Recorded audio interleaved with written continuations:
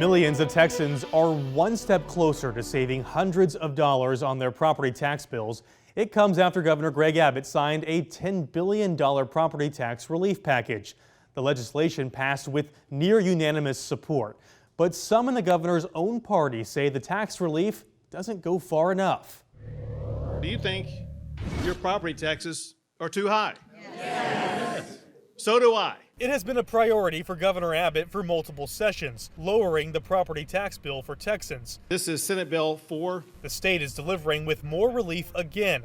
A room full of lawmakers, mostly Republicans, stood behind the governor in support. But not every Republican is celebrating. We are failing.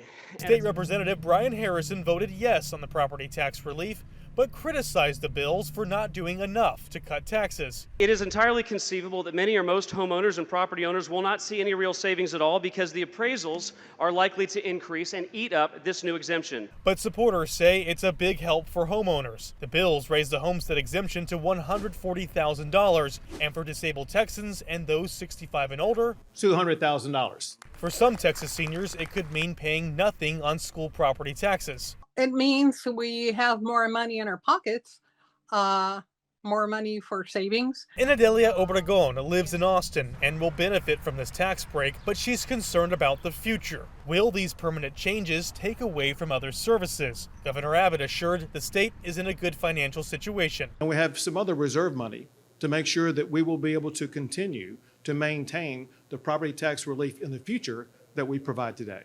The property tax exemptions require amending the state constitution to take effect, so they will need to be approved by a majority of Texas voters in an election this November. Well, Texas is one step closer to investing $20 billion to make sure the state has water for generations to come. Governor Abbott traveled to Lubbock to sign a pair of water infrastructure bills, another one of his emergency items this session. The investment comes as experts warn of strain on the state's water supply. Officials like Speaker Dustin Burrows say the risk only increase as state's populations continues to grow.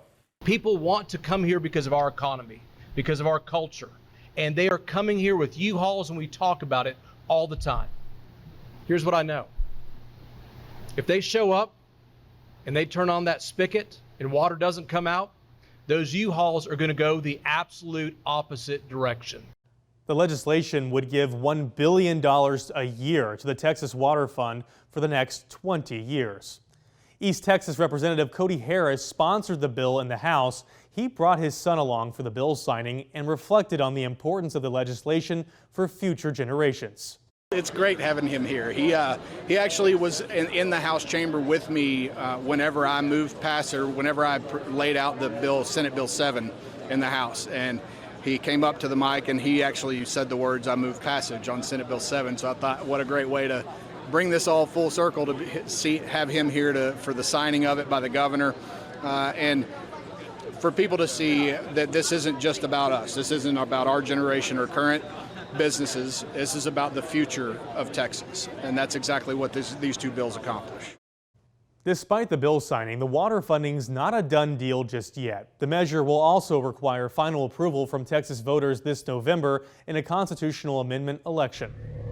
So there's no question they had the ability to raise this issue earlier. Texas Republicans lead a new push to paint President Biden as having been unfit to lead. How the move is deepening division on Capitol Hill.